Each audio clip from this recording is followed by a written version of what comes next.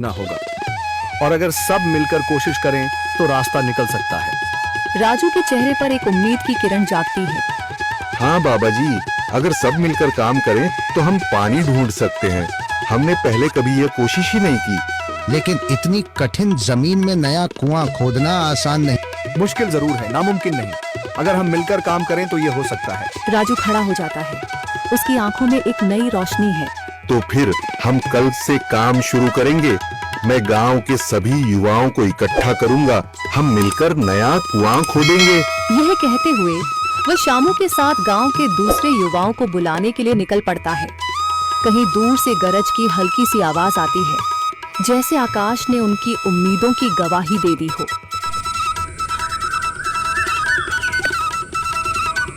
अगली सुबह राजू और शामू गांव के युवाओं को इकट्ठा करने निकल पड़े।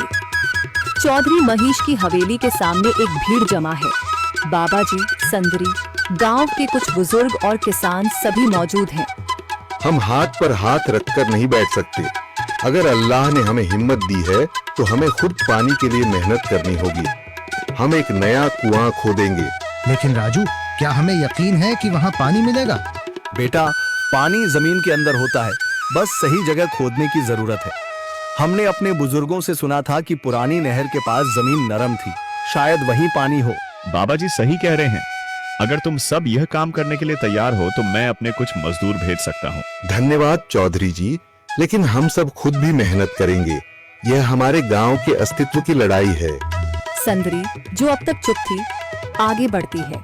हम औरतें भी पीछे नहीं रहेंगी। हम पानी लाने की व्यवस्था करेंगी, खाना बनाएंगी, ताकि तुम सब आराम से काम कर सको। यही हिम्मत चाहिए थी संदर। पूरा गांव एक नई उम्मीद के साथ कुआं खोदने की तैयारी में जुट जाता है। दूसरी ओर कुआं खोदने का काम शुरू हो चुका है। राजू, शामू और दूसरे युवा बेलचे चलाने लगते हैं। मिट्टी बाहर निकाली जाने लगती है। तेज गर्मी के बावजूद सब पूरी हिम्मत के साथ जुटे हुए हैं। दोपहर की तेज धूप जमीन आग की तरह तप रही है। गांव के लोग लगातार कुआं खोदने में जुटे हैं।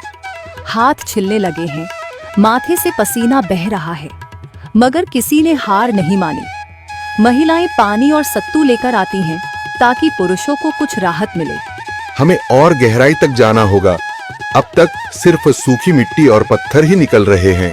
राजू, यह बहुत कठिन काम है। अगर हमें पानी न मिला। अल्लाह मेहनत करने वालों को कभी निराश नहीं करता बेटा। तुम सब अपनी कोशिश जारी रखो, पानी जरूर निकलेगा। हिम्मत मत हारो। अगर अब रुक गए तो फिर कभी पानी नहीं मिलेगा। सभी फिर से जोश में आकर काम में जुट जाते हैं, मगर सूरज की तपिश बढ़ती जा रही है और कई लोगों की सांसें तेज चलने लगती हैं। तभी एक तरफ से रामलाल और उसके आदमी हंसते हुए आते हैं। अरे भाई, तुम्हें लगता है कि जमीन तुम पर रहम करेगी?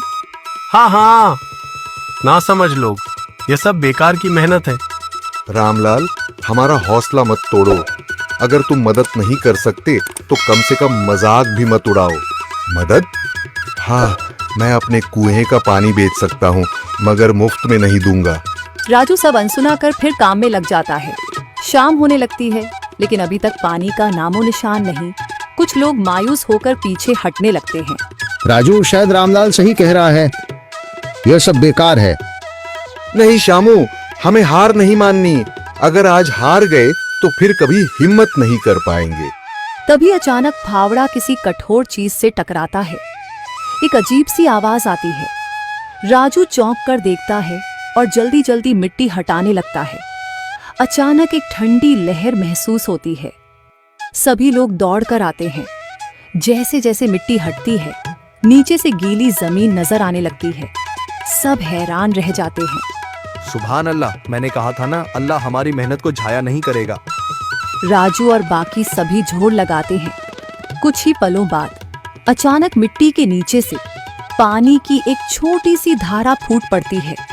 गांव वाले खुशी से चिल्ला उठते हैं। पानी पानी निकल आया। यह अल्लाह की कुदरत है रामलाल, जिस पर तुम्हें यकीन नहीं था। पूरा गांव आनंद से झूम उठता है। लोग एक दूसरे को बधाइयां देते हैं।